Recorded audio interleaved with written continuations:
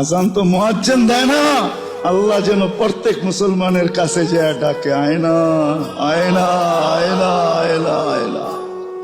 আফসোস মুসলমান বোঝে না।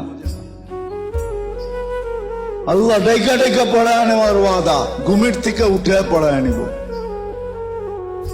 কিন্তু এখানেও প্রশ্ন দেখা যায় আজকে, উম্মত তো পড়ে না, 90 ভাগই পড়ে না, 95 ভাগই উম্মত পড়ে না। তাইলেও তো ওই কথাই থেকে যাবে, আমি মুখ দেখাবো কি করে, আমি মুখ দেখাবো কি করে। এই জন্যই মনে হয় আল্লাহ রমজানকে 70 গুণ বাড়ায়া দিয়া বলছে, এবং নবীজি আপনার উম্মতের ফরজের ঘাটতি আমি থাকতে দিব না, ফরজের ঘাটতি পুরা করে দিব, 70 গুণ বাড়ায়া দিলাম রমজান। দেখি আপনার উম্মতের ফরজের ঘাটতি থাকে তো থাকে কি করে। তো যেটা বুঝাইতেছিলাম, হায়াত সবচেয়ে বড় নেয়ামত, সবচেয়ে বড়।